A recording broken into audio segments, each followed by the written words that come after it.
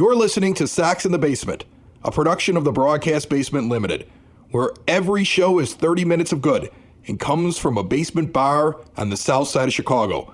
Pull up a stool, pour a cold one, and join us right now for Sox in the Basement. Heard everywhere podcasts can be found, and always at soxinthebasement.com.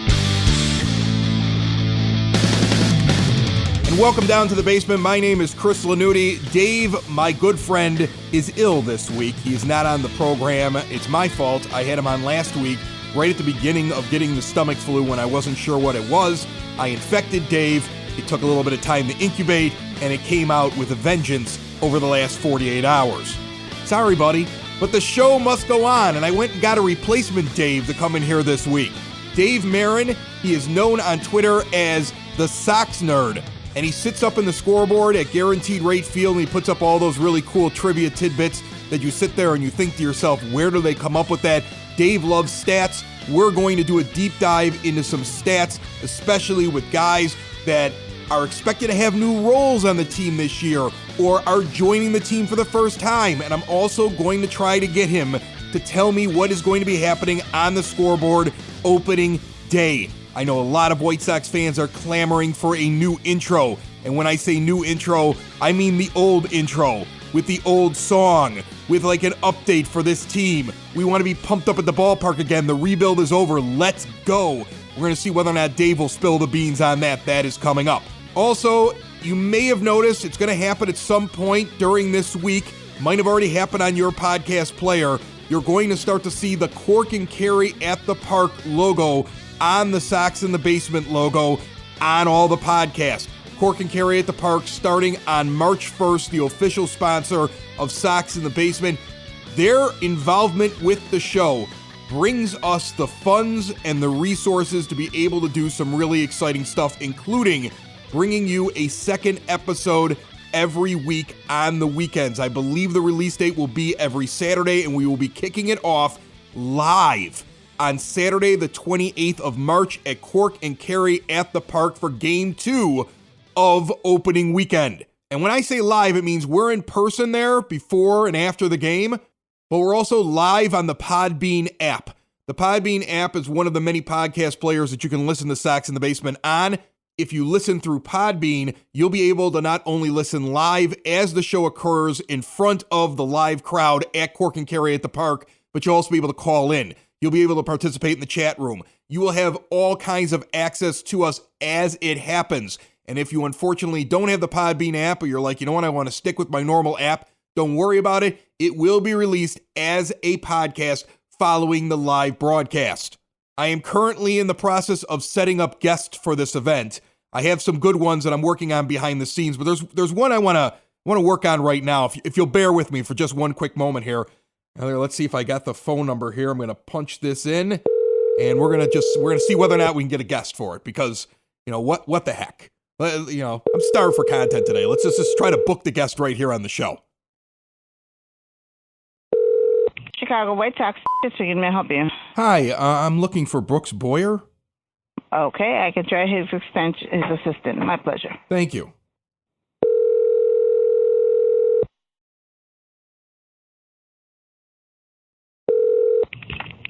Chicago White Sox, can I help you? Hi, my name's Chris Lanuti. I'm with the Sox in the Basement podcast. I was trying to reach out to Brooks.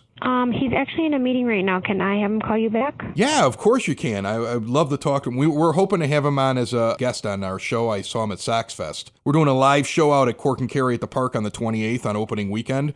And We'd love for him to jump in the little golf cart and come down and talk with us for a little bit. What's the best number he can reach you at, Chris? 708 459 8406. And then what is your show again called, or your podcast? Sox in the Basement.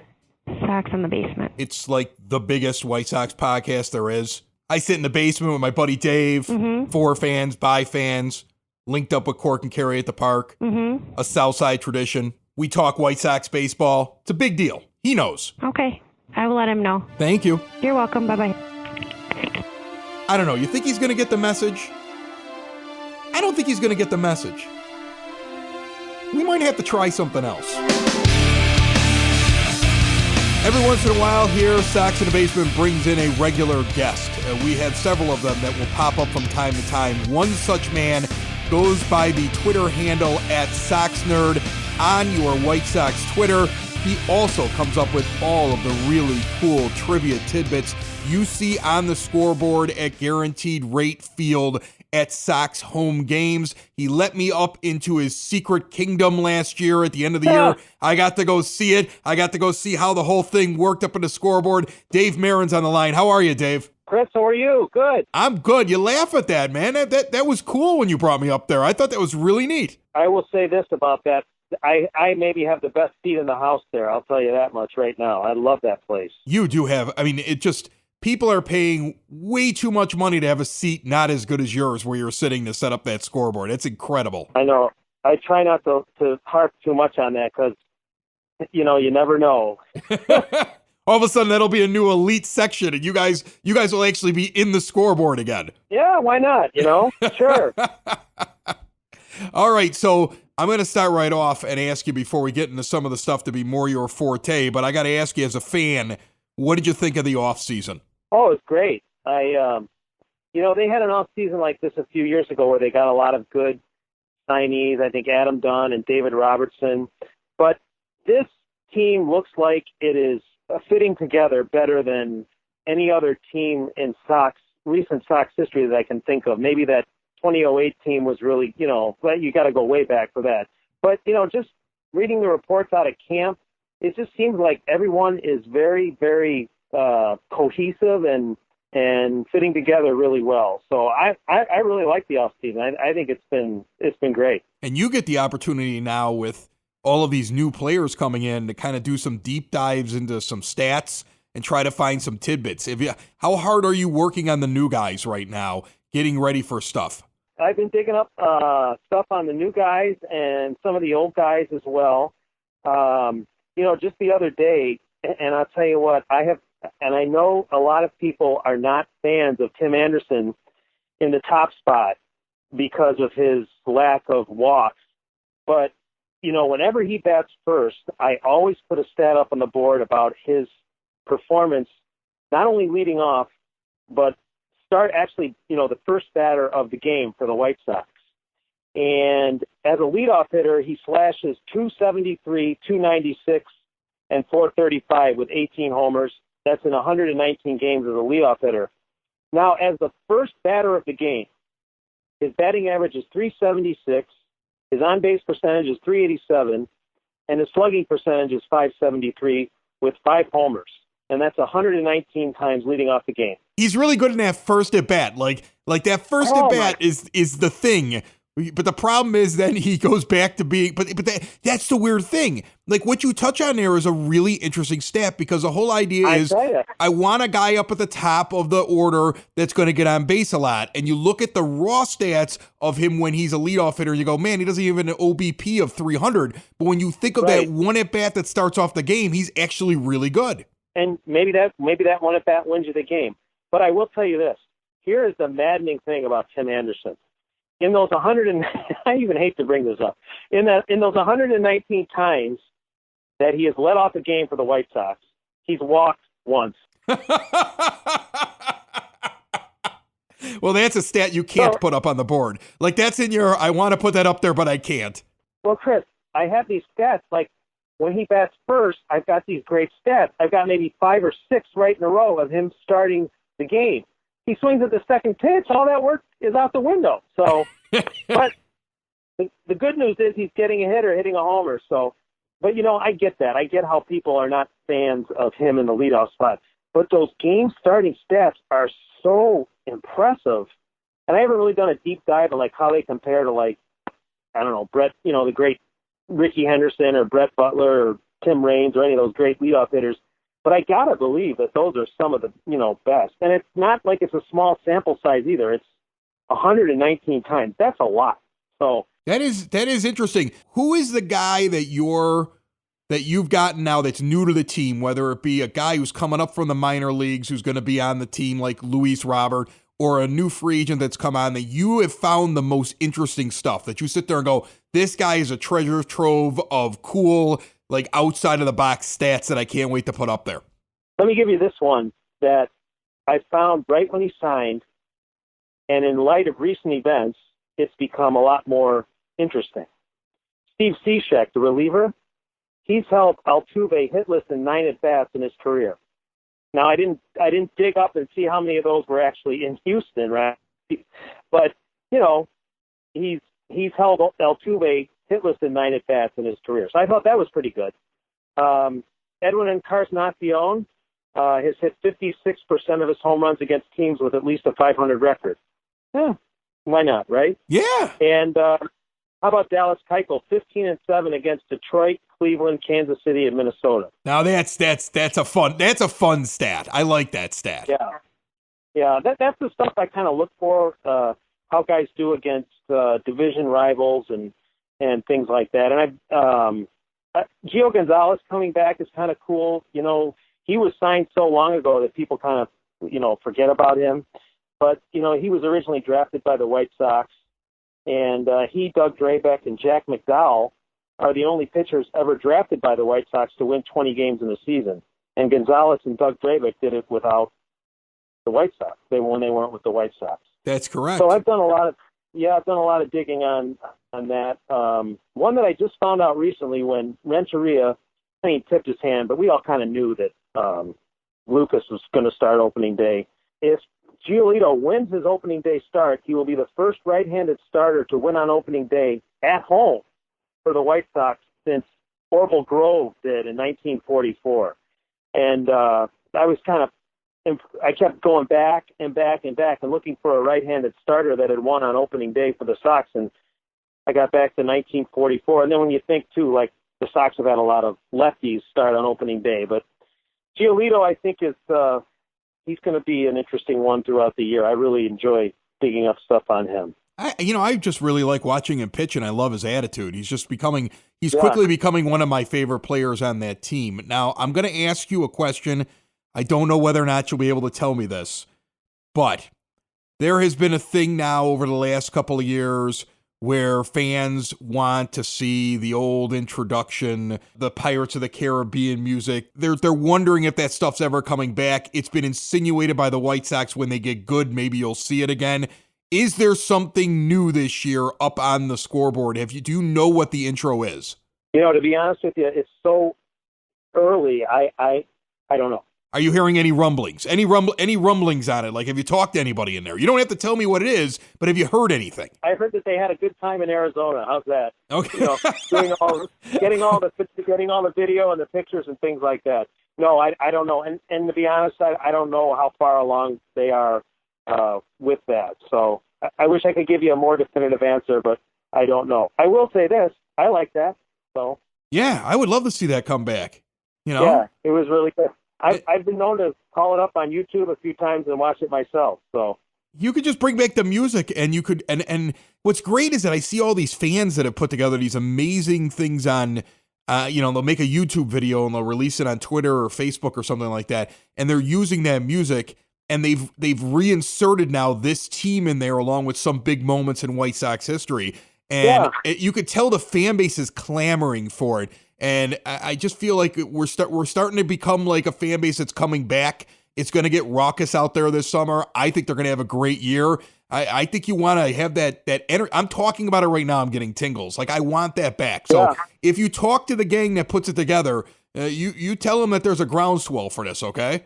Oh, I'm sure they know. I'm sure they've heard, because one thing I've learned, the great Sox fans are very good at letting their opinions be known. So I'm sure everyone knows about this and what they want to hear and what they want. So I don't think you have to worry about that. So when will you really sit down and say, okay, it's time to buckle down, it's time to get ready for opening day? I mean, I know we're still a little bit out here, but I would imagine opening day and opening weekend is a big deal for you guys, because there's a lot of new stuff getting put up there. There's new graphics. There's probably new stuff you have to work out. So when does that happen? When is your spring training? I would say, the next couple of weeks, we're all going to get together and start figuring out what's going on and what goes where and who does what. It's always interesting because I liken our job a lot to NASCAR and the Daytona 500, where opening day is like one of our biggest events. It won't be the biggest event this year, but it is a big event, and we have no exhibition games or anything to do that. So we've got to hit the ground running, which is one of the great challenges and about the job. So in the next couple of weeks, I think we'll go down there. I'll start inputting stats. I've already started, digging up good stats and things like that. So for me, it's a year-round proposition. I just there is no off season for the Sox nerd, as I tell people. That's awesome. Well, I'm looking forward to seeing your work out there this summer and finding a way to sneak my way back up there again at some point this year, because that was a blast, and I really appreciate it. I want to tell everybody right now before I let Dave go, not only did he let me come up there, he let me bring up my middle child, but he came up there. He's my biggest baseball fan, and he was like, Dad, this is so cool. Like, you made me look cool in front of the kid. Like, he's like, this is so cool. We get to see this. We get to see that. And you made me look cool. So I appreciate it, Dave. Well, as my boss, Jeff Chanel, says, what we do is we make memories, and that's one of our goals, and I'm glad that was able to happen. Awesome. That's Dave Marin. He's the Sox Nerd. Follow him on Twitter @SoxNerd. He sends out stuff constantly with really cool little trivia bits and inside stuff. He's a great follow, and we love having him on the show. Dave, thanks again for coming on. Thank you, Chris. I love it. We'll talk to you soon. Aaron Bummer. Now he gets his big extension, which is great for him. We ran a poll immediately after the news broke that Bummer was getting an extension. Let me give the details first, and I want to tell you what White Sox fans out there said about the extension that Aaron Bummer, 26-year-old relief pitcher for the White Sox, just received. $1 million this season, $2 million in 2021, $2.5 million in 2022, $3.75 million in 2023, $5.5 million in 2024. He has option years for $7.25 million and $7.5 million, with $1.25 million buyouts if they decide to buy him out. So if they buy him out before the first option year, they don't even have to pay the second buyout. It's just one cost to get out of the options of $1.25 million. All right. Now here's the deal. We send out a tweet, just a poll, asking, are you in favor of those kind of extensions for relief pitchers? Because with the value up at $29.5 million, if it goes all the way up to the top with the two option years, that right now would be the largest extension given to a non-closer who is yet to qualify for salary arbitration in Major League Baseball history. So that's a big deal. 70% of White Sox fans who responded to the poll said, great, make that deal, we're happy. 30% were against it. I wish my buddy Dave was sitting down here at my 9-foot homemade oak bar to tell me why he doesn't like extending relief pitchers. Because in his mind, they're good one year, they're bad the next. And this is an awful lot of money. If you are of that thought process, I'd like to break something down here for you real quick. I looked up Bummer, how much time he had left service-wise, and what he's making yearly. He had qualified for just over a year of service time. So he was going to have 2 more pre-arbitration years, and then he was going to have 3 years of arbitration. That's the 5-year deal, 2 plus 3. So basically what the White Sox did is they just settled his pre-arb and his arb years for him. $1 million in 2020, $2 million in 2021. Those are his pre-arb years. So they could have paid him less than that. But in 2022 at $2.5 million, Alex Colome, he got $10.5 million in arbitration this year. Just wrap your brain around that. Leury Garcia, who's a utility backup position player, got $3.25 million. Aaron Bummer is going to come in as a lot less 3 years from now when he hits arbitration. That saves a lot of money. Same thing for 2023 at only $3.75 million. He's not bringing anything big. The $5.5 million in 2024, he may start getting some value himself. He gave away a lot of money for long-term security. That's what I see. What Bummer did is he gave away a lot of money for long-term security, and the White Sox get a deal on him. Look, if you still want a guy after all those years and you want to go get a relief pitcher and he's that effective, a little over $7 million, $7.5 million for the relief pitcher, if he's what he still is a steal. The only way this hurts the White Sox is if the White Sox have a player in Bummer who comes out this year and just falls apart. Like he's got a 5.5 ERA. He's giving up bombs every time he's out there. Okay. He's Carson Fulmer out of the pen. And you're just like, whoa, my goodness, what are we doing? The guy induces so many ground balls, though. And he was so effective, I don't think he's going to fall apart that much, even if he has a regression year, even if he has a bad year in there while he's doing this. This was a value deal. It's a good deal. It's a solid deal. I like the deal. I know he's a relief pitcher. When you look at those numbers, though, and what they're going to pay him compared to what guys with his skill level are getting in arbitration, they're betting on Aaron Bummer, and I think it's a safe bet. The other safe bet is Yoan Moncada, of course. James Fox tweeting out this week. And you know what? I'm starting to get to the point where when our good friend James Fox, who has been on this show many, many times here on Sox in the Basement, when he says something like the White Sox are working on an extension with a player, he's right.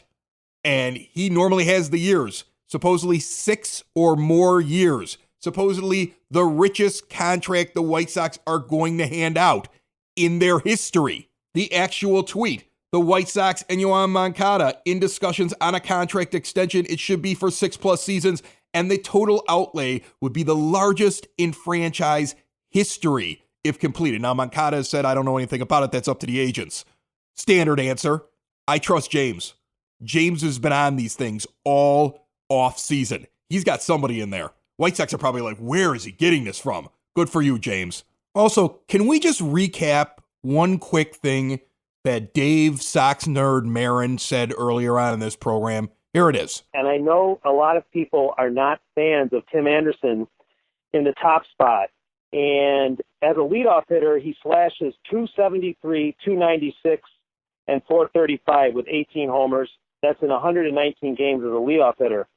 Now, as the first batter of the game, his batting average is 376, his on-base percentage is 387, and his slugging percentage is 573 with 5 homers. And that's 119 times leading off the game. Good to visit with Dave. I think that this Tim Anderson in the leadoff spot thing is going to be a reality. Ricky seems to really want to do it. I don't know if I'm a big fan of it. Dave makes me feel a little bit better with that stat than in that first spot, like sitting there at the top of the order in that first at bat of the game. For some reason, Tim Anderson likes to start the game off in style. So I don't know what I feel about that because it's such a weird stat, but it's a big sample size. In the game yesterday, in a split squad, which I find very, very interesting, the White Sox split their squads up, and they run out a lineup of Anderson, Moncada, Abreu, Encarnacion, Jimenez, Mazara, Robert, McCann, and Garcia. Now, Grandal is not coming out and playing in any games for a little bit. It's been something that Renteria has said. He's not ready to start putting him behind the plate. So if you take that into account, and then you look at the fact that the other side had Danny Mendick, Zach Collins, Mike Rodolfo, Luis Gonzalez, Yerman Mercedes, the lineup that seems like it's the starting lineup on opening day, or at least close to it, I think that's what Ricky wants to see it. He's been sitting around off season. He wants to see it. He wants to see what's going to happen out there. And what I take from that is Danny Mendick being on the other squad, he's not what Ricky's thinking at second base. I think Ricky wants to start Leury, or at least he wants to give him an opportunity to win the everyday second base job until Nick Madrigal comes up. Maybe I'm grasping at straws, but that's what I kind of see here. I mean, he's got Anderson in the leadoff role, which he's saying, I'm thinking about doing that for the year. With Moncada in the 2 role, which he's saying, I'm thinking about doing that for the year. And then Abreu, Encarnacion, and Jimenez makes perfect sense. Mazara, Luis Robert makes perfect sense. McCann in the 8 spot, Garcia in the 9. Now look, when Grandal shows up, he better not be batting in the 8 spot. Ricky needs his head examined if he's batting in the 8 spot. I think you could actually shift it from, you could put him in between Jimenez and Mazara. I'd be totally fine with it. I'd be cool with something like that. But you're not batting him in the 8 spot. But McCann down the 8 and Leury Garcia in the 9 would make sense as a lineup you're going to see early in the season when they're giving Yasmani Grandal a day off. That's what this looks like to me. It isn't Mendick sitting down there in the 9 spot. It's Leury. And I love Leury as the Swiss Army knife, and I think he'll eventually become that. But when I look at the lineup, I sit there and it hits me that this was Ricky almost sending a signal like, hey, this is my starting lineup. If you're not on this squad going over to face the Giants, you're not a starter. Don't assume that you are. don't even assume that you're on the team. And assuming you're on the team is another thing. I mean, think about it. You got 26 men, right? Well, you've got 10 spots, 11 spots already filled up on this team, don't you? You have 10 or 11 position player spots. I mean, there's probably like one relief pitching spot that's open on this team. Let's say there's 13 guys that are players, not pitchers, that are breaking camp with the White Sox. Well, your 2 catchers are going, in Grandal and McCann. And then you're going to send out Abreu, Anderson, Encarnacion, Yoan Moncada, and I assumed Danny Mendick at second base. But also add in Leury Garcia, Eloy Jimenez, Nomar Mazara, Luis Robert. That's 11.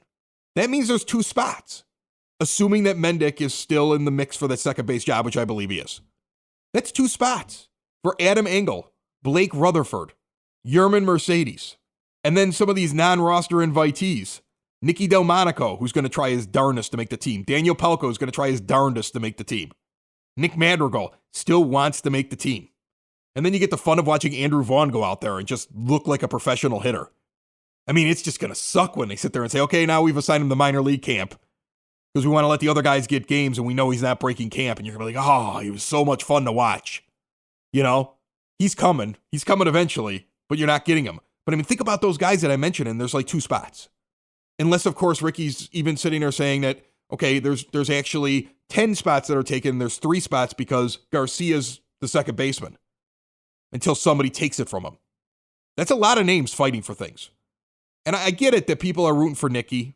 I root for Nicky. On a personal level, Nicky Delmonico, not only does he have a great story, but I'll never forget at Sox Fest, not this year, but the last year, I got my son with me and I was covering everything for Sox in the Basement. And I had an extra pass because Dave disappeared on me like he always does. And I'm like, come on, I'm going to take the kids down. You know, I asked my wife, like, bring them down and one of them can hang in the pool and the other one I'll take for a couple hours and then we'll switch. We'll give them a couple hours in Sox Fest.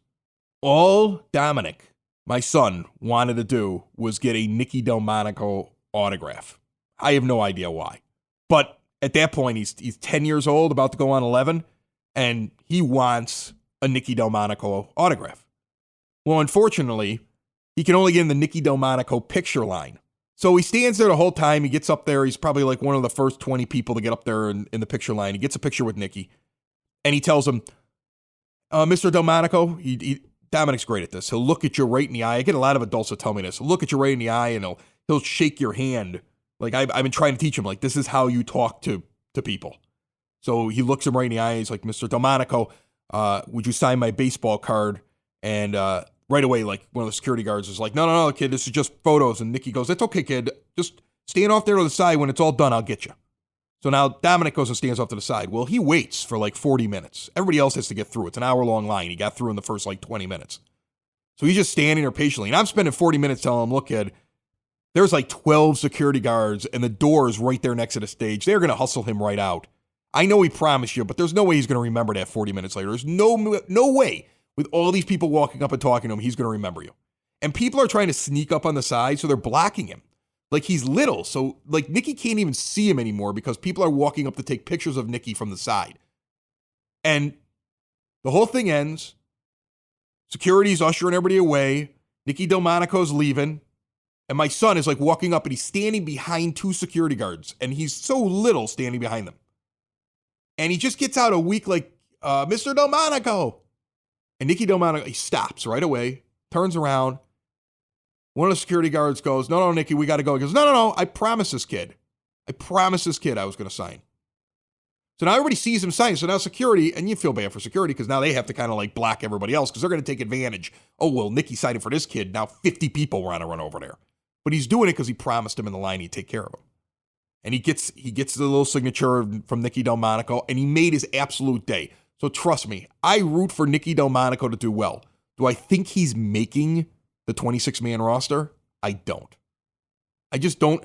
I don't think he makes the roster. I don't think Daniel Palca makes the roster. There's part of me that would, if you're going to bring up a person that's just going to come up and mash, Yerman Mercedes looks like he could do that. I guess you want to keep Zach Collins down so he can get more games behind the plate since he's not going to get a lot of plate appearances, so I can see that happening. but Adam Engel it excites me if you're using him as a platoon and as a defensive replacement and for speed. If I want to add another outfielder out there and I have Leury as a Swiss Army knife, I see 5 guys that can go out and patrol the outfield right then and there. Do I need a 6th? And so that's where I'm not sure if there's a spot for him or any of the non-roster invitees, with the exception of if Nick Madrigal wins a job. I just don't see it happening, but I'm rooting for him. I am, honest to goodness, rooting for Nicky Delmonico this year. I think Sox fans that sat through this really long rebuild root for a guy like Nicky because he went through the hard times with you. You know, you're rooting for Nicky Delmonico because he went through the hard times with you, and he's a cool guy. And Palco's a cool guy too. I mean, remember, he wore a Sox in the Basement hat on a competing podcast television broadcast, which I thought was absolutely awesome when I heard about it. So, I mean, look, cool guys, you're rooting for them. But after all this rebuild, when you look at these names, isn't this fun? Because you're not sitting there saying, well, they're going to make the team and I hope they're good. Now you're saying, I don't know if they're really going to make the team, but I'm kind of pulling for them because of a little personal attachment that I have to them. Dave should be back next week. We will continue to get everything ready for this live broadcast at Cork and Kerry at the Park on the 28th of March. Circle your calendars. Make it a plan. If you haven't bought tickets for the game yet, do so. Come join us at Cork and Kerry at the Park. Then go to the game. Then come back to Cork and Kerry at the Park. We had a huge crowd when we did this at the end of the season. We are working on some big-name guests that we can bring in here, and hopefully Brooks Boyer will return my call. This is Sox in the Basement. Very soon going to 2 shows a week. Found everywhere podcasts can be found, and always at soxinthebasement.com. Sox in the Basement. Sox in the Basement. Sox in the Basement. Sox in the Basement. Heard everywhere podcasts can be found, and always on soxinthebasement.com.